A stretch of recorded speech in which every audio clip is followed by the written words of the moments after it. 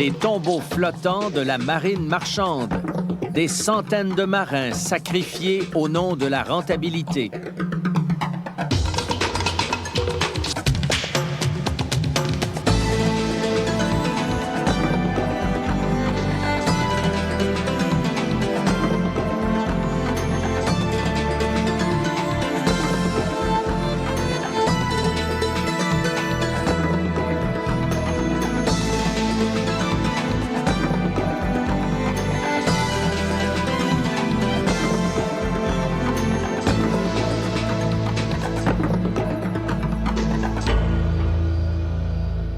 Bonsoir, ici Jean-François Lépine. Je vous souhaite la bienvenue à Zone Libre.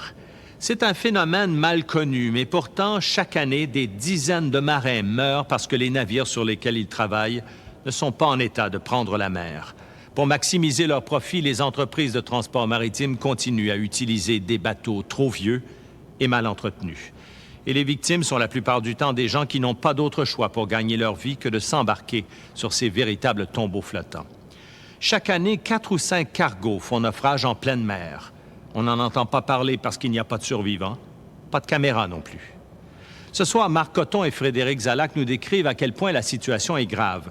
Ils ont commencé leur enquête il y a 1 an quand un de ces vieux rafiots, le Flair, s'est carrément brisé en deux au large des côtes de Terre-Neuve.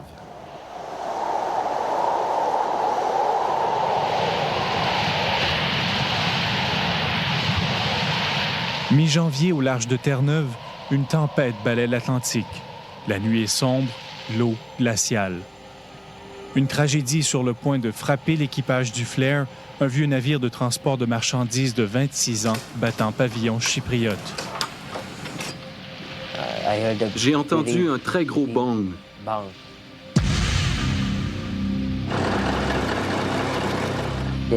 J'ai entendu l'alarme générale sonner.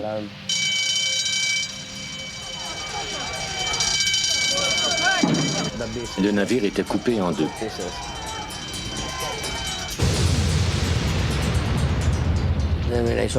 Lorsque l'eau a touché mes jambes, j'ai dit au revoir à l'ingénieur en chef.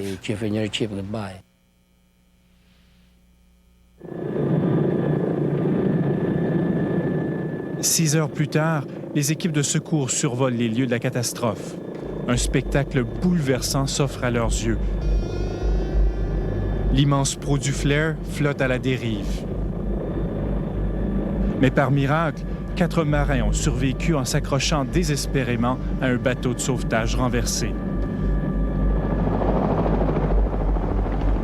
On retrouve 15 corps recouverts de mazout. 6 membres d'équipage sont portés disparus, la plupart des Philippins.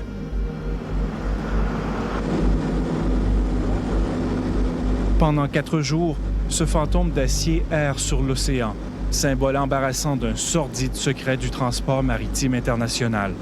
Depuis 10 ans, une centaine de ces vieux vraquiers ont sombré, plus de 600 marins ont péri, surtout des pauvres du tiers-monde. Les survivants du naufrage du Flair poursuivent maintenant le propriétaire pour négligence.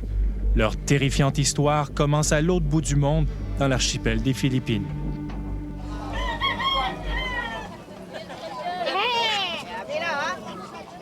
Dans les bidonvilles de la baie de Manille, ces jeunes tournent leur regard vers la mer. Ils rêvent de décrocher un emploi à bord d'un des cargos qui passent au large, un emploi qui pourrait changer leur vie. Les Philippines, c'est le lieu de prédilection pour les armateurs internationaux qui cherchent une main-d'œuvre obéissante et très bon marché. C'est dans cet archipel qu'on embauche le plus de marins au monde, des marins pauvres, souvent mal formés et la plupart du temps désespérés. Dans le centre-ville de Manille, on les retrouve par centaines amassés au parc de la Luneta. Ils proviennent de partout aux Philippines et dans plusieurs cas, ils vendent tout ce qu'ils possèdent pour se rendre ici. Ces marins attendent depuis des mois, même des années, les rares offres d'emploi des agences maritimes de recrutement. Lorsque la rumeur d'un emploi à bord du vraquier Flair s'est rendue aux oreilles de l'assistant cuisinier Peter Soriano, il n'a pas hésité un instant. Je n'ai pas le choix. Je suis sans emploi aux Philippines. Alors j'accepte l'offre. Avec 200 000 marins philippins sans emploi, les représentants des agences de recrutement ont beau jeu. Ils proposent des emplois sur des navires qu'ils n'ont jamais vus de leur vie, comme le fait ce représentant. Yeah, I see. Because yes, I see only in the papers. But you don't see it.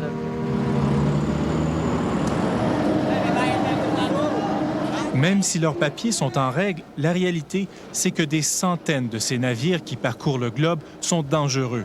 Ces rafiaux, on les retrouve partout, particulièrement dans les ports du tiers-monde. À bord d'un bateau de la police portuaire, nous sommes partis à la chasse dans le port de Manille. Et puis là, tout près, un vieux cargo battant pavillon panaméen. Lorient Orkis n'a que 16 ans et pourtant, on dirait qu'il a fait la guerre de Corée. Le capitaine n'est pas là, on nous laisse monter à bord. Une simple visite suffit à vous donner la trouille. Si ce treuil rongé par la rouille était mis en marche, il pourrait carrément se détacher du pont. C'est dangereux pour l'équipage qui charge et décharge la marchandise.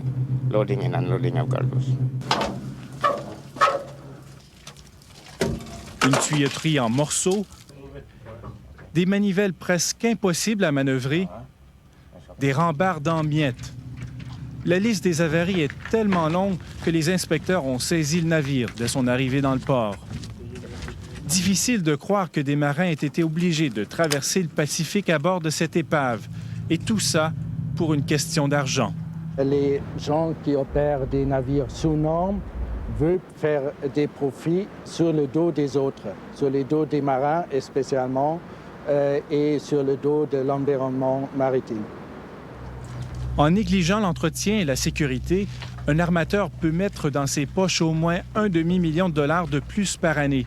Une somme alléchante dans un monde où la concurrence est féroce. Il y a une compétition intense pour les marchandises des vracs. Il y a trop de vraquiers. Deuxièmement, il n'y a pas une prime pour qualité. Un chargeur n'est pas normalement, et je dois faire attention ici, mais normalement n'est pas intéressé à la qualité de transport maritime. Il est intéressé, et ça c'est, on peut bien comprendre, il est intéressé que la marchandise sera transportée de A à B au moindre coût.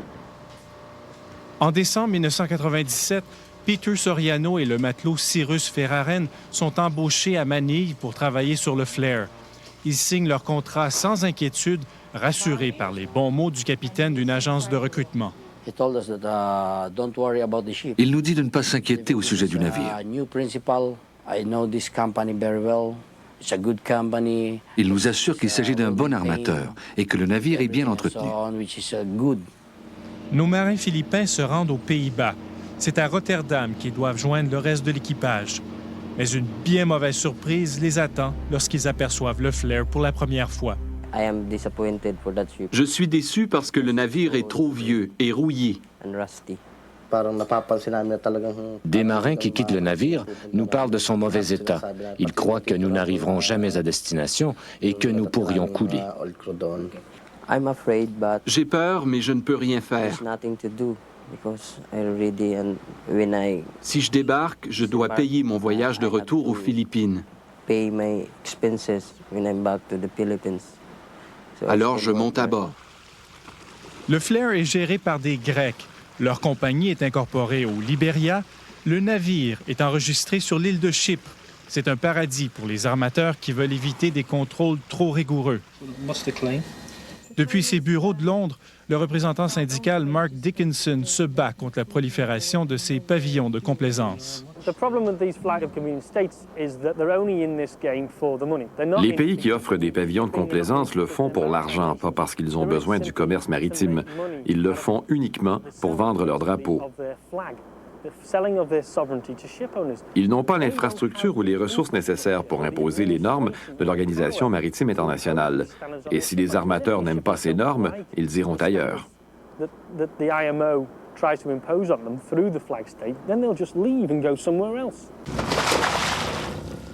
Le 30 décembre 1997, le Flair quitte le port de Rotterdam sans cargaison à destination de Montréal. À bord, les combinaisons d'immersion en cas de naufrage sont introuvables. Le Flair n'en possède que 6 pour 25 marins. Et personne ne se donne la peine de mener les exercices de sécurité réglementaires. Dès le 1er janvier, une traversée d'enfer s'annonce. We are all together, Nous célébrons la nouvelle année dans le mess des officiers. celebrating the New Year's. And the ships began to pitch. C'est alors que le navire commence à tanguer violemment. Everything. Tout ce qui est sur la table fout le camp. And then as I saw the AB Je vois un matelot blêmir. becomes white. Yeah, and then he told us Il nous dit, c'est un tangage très dangereux. Ça pourrait casser le navire en deux. it could break the ship into apart. Je commence That's why à I avoir began la frousse. scared. Dans les entrailles du Flair, l'état de la structure semble alarmant. Un navire comme celui-ci possède une série de citernes qu'on peut remplir d'eau pour assurer sa stabilité. Selon les survivants, celles du Flair sont rouillées et en bien mauvais état. Dans la cale numéro 3, les marins aperçoivent un trou de 5 cm dans la citerne latérale de bâbord, un trou qu'ils réparent pendant la traversée. Puis dans la cale numéro 4, ils découvrent une énorme fissure dans la citerne latérale de tribord, une fissure d'où coule un filet d'eau. Nous trouvons une fissure d'1,5 mètre à 2 mètres de long. Nous devons souder des plaques d'acier de chaque côté à plusieurs reprises. Ce n'est pas tout. Les marins constatent aussi que la cloison étanche entre les cales 6 et 7 n'est plus vraiment étanche. Il y a là une fissure d'1 mètre de long. C'était un cercueil flottant. L'architecte naval Claude Daly enseigne à l'Université mémoriale de Terre-Neuve. Ces fissures auraient dû être un sérieux avertissement, mais ça ne m'étonne pas qu'il n'y ait pas fait attention. Il y a tellement de plaques qui s'entrecroisent que les navires peuvent encaisser énormément. Mais il y a une limite, et le Flair l'a atteinte. Et pire encore, en voguant sans cargaison et presque sans eau dans ces citernes de l'Est, le Flair est devenu plus vulnérable sur un océan agité. Sans le savoir, peut-être, ils ont accru les tensions exercées sur le navire en vidant ces citernes pour pouvoir le réparer en cours de route. Je ne sais pas si le capitaine ou l'équipage étaient conscients de l'état du navire et des risques qu'ils prenaient.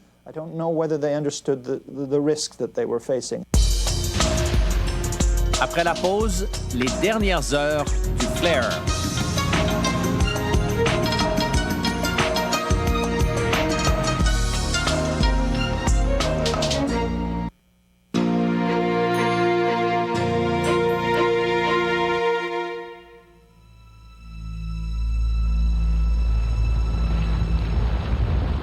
Au milieu de l'Atlantique, un autre incident survient sur le vraquier Flair.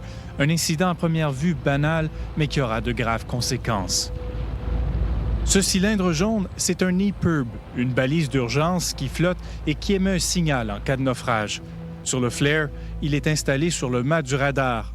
Pendant la traversée, le matelot Cyrus Ferraren l'entend tomber. Des vents forts et des grosses vagues ont fait tomber l'EPIRB parce que son support était rouillé. Il s'est brisé et on ne l'a pas remplacé.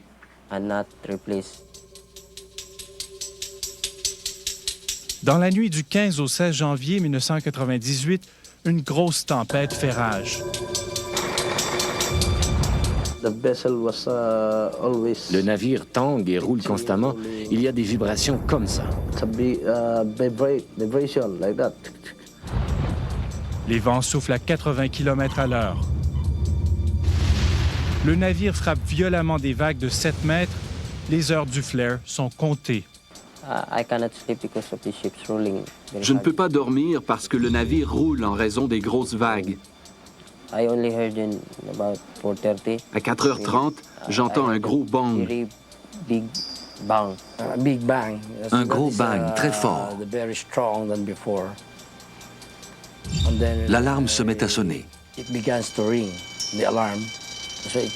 Ça sonne sans cesse. C'est une urgence.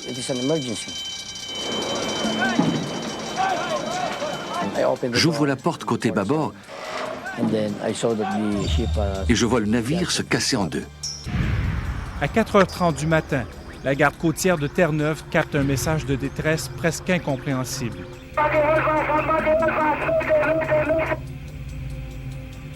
What station calling Mayday? This is Stephenville Coast Guard Radio, channel 16. Say again, over. 4637 north. 5 north. 3637.5 north.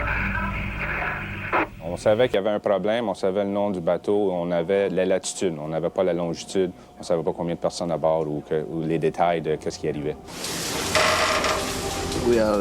C'est la panique, on ne sait pas si on va survivre.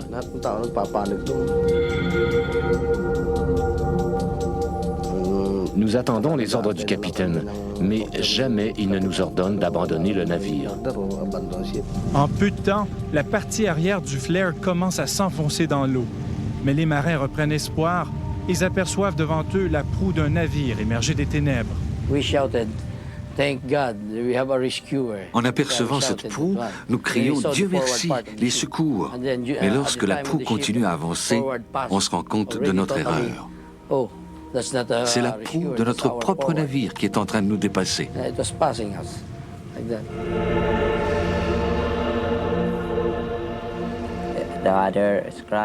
Les autres pleurent, moi je prie.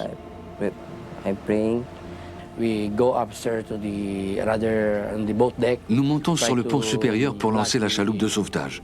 Mais elle est attachée par un cordage supplémentaire. C'est très sombre et on n'a pas de lampe de poche. Incapables de lancer la chaloupe de sauvetage, les marins se rabattent sur un radeau gonflable. Ils le lancent à la mer. Il se gonfle, mais personne n'ose y sauter parce que l'hélice du navire continue encore à tourner. Surpris dans leur sommeil, plusieurs marins ne portent que de simples sous-vêtements lorsque le navire disparaît sous les flots. Le sort de l'équipage du Flair est scellé en quelques minutes.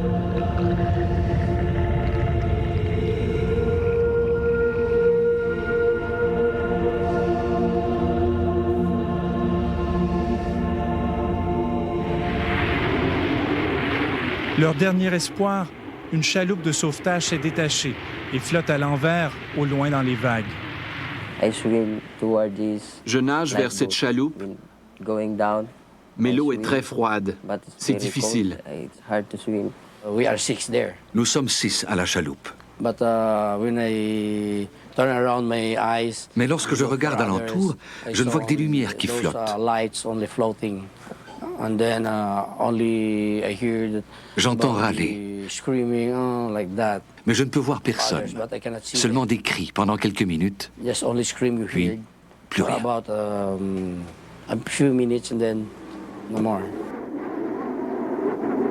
Accrochés à leur chaloupe pendant des heures, ces 6 marins luttent avec la force du désespoir.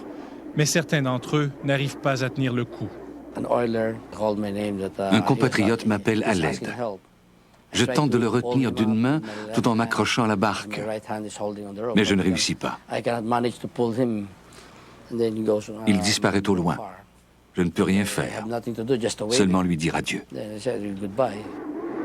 Plus tard, une grosse vague emporte l'opérateur radio. Lorsque les secours arrivent, il ne reste plus que 4 survivants, complètement frigorifiés. C'est dur d'essayer de trouver exactement lorsque les deux sont partis à la dérive de l'épave, mais potentiellement, il y aurait eu possibilité de retrouver 2 autres. D'autant plus que si les PURB, la balise d'urgence, avaient été en état de fonctionner, les secours seraient arrivés au moins 3 heures plus tôt. C'est beaucoup lorsqu'on parle des conditions que les gens étaient. Très froid, l'eau à une température d'à peu près plus 2 degrés Celsius.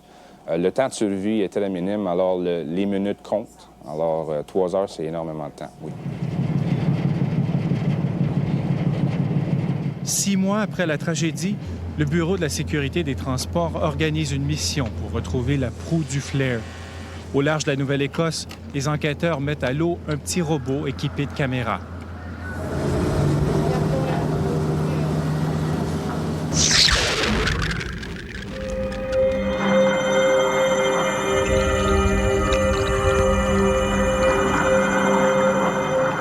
Par À 75 mètres de profondeur, une forme diffuse apparaît, la coque rouillée d'un navire. Le géant d'acier repose à l'envers au fond de l'Atlantique. À travers l'enchevêtrement de câbles, de grues et de métal tordu, on peut apercevoir la fracture qui s'est propagée à la vitesse de l'éclair d'un côté à l'autre du navire.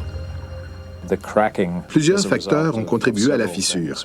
Le développement graduel de fêlures dû à l'usure et à la mauvaise qualité de l'acier. À ça s'ajoute le degré de corrosion du navire.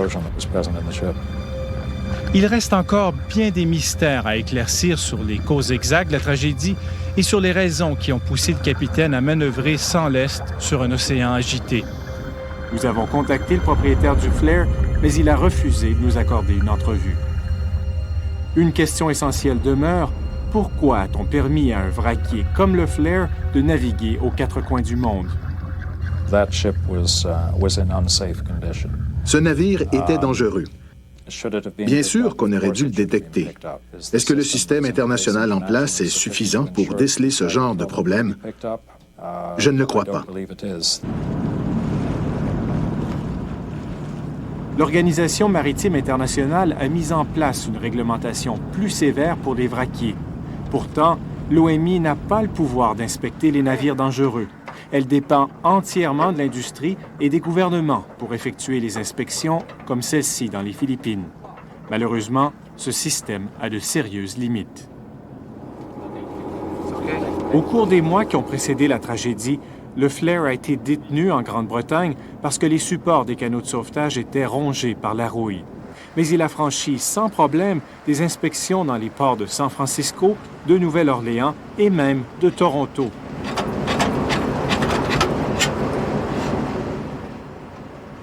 Huit mois avant la tragédie, 2 inspecteurs canadiens ont examiné le Flair pendant 4 heures, mais ils n'ont trouvé aucun problème majeur. Transport Canada estime que ces inspections sont adéquates, mais en raison du temps et des ressources disponibles, seules quelques sections des navires sont inspectées. Souvent, ces inspections portuaires sont faites trop rapidement, selon Andrew Kendrick. Our national administrators become more and more just inspectors of pieces of paper to make sure that the certification is there. And if it is, then they assume that the condition of the ship is adequate. Avec des navires de la taille des vraquiers qui parcourent les mers du monde, vous ne pouvez pas vérifier grand-chose en 2 heures.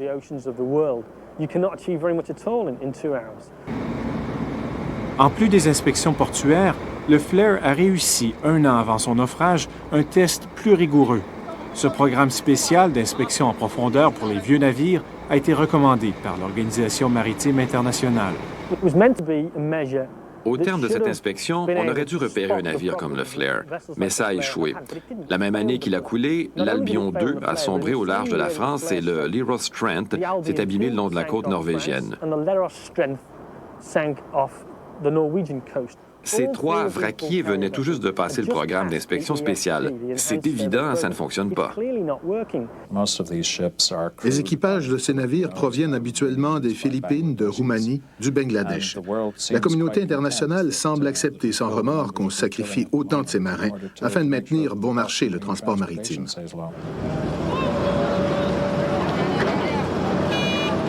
Pendant ce temps, la flotte mondiale continue de vieillir à vue d'œil. De nombreux navires atteindront bientôt l'âge critique. Avec les conditions économiques provoquées par la crise asiatique, les armateurs sans scrupules ont encore plus intérêt à garder leurs vieux rafiaux sur les mers le plus longtemps possible. Et ils n'ont pas grand-chose à craindre des actions de la communauté internationale. Les vies de quelques Philippins pèsent si peu dans la balance. Remarlo Napa et ses compatriotes veulent traîner le propriétaire du Flair devant les tribunaux. Depuis cette nuit fatale, sa vie s'est transformée à jamais. Après avoir passé sa vie en mer, il veut désormais devenir fermier. Ses rêves de jeunesse, Peter Soriano aussi les a abandonnés. Would you go back on an old ship like this one? Like an old one again? I don't know.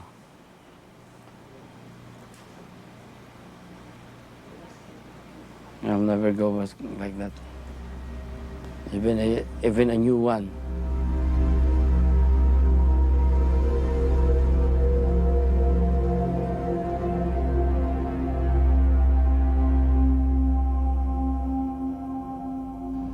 La tragédie du Flair aura des suites au Canada. La compagnie qui possède le navire prétendait que la poursuite intentée contre elle par les survivants et les familles des victimes devait être entendue à Chypre, aux Philippines. Il y a quelques semaines, la Cour fédérale a statué que la poursuite était bel et bien recevable ici.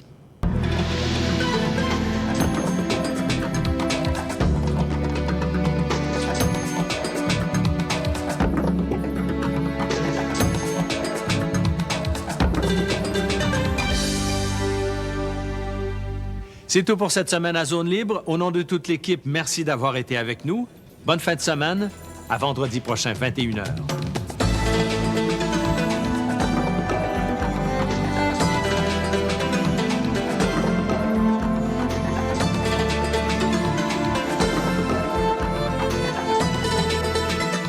Bonsoir. Dans un instant, au téléjournal, un bilan complet de la tempête qui paralyse tout le nord-est du continent et au point de la musique gratuite sur Internet fait trembler les grandes compagnies de disques. À tout de suite.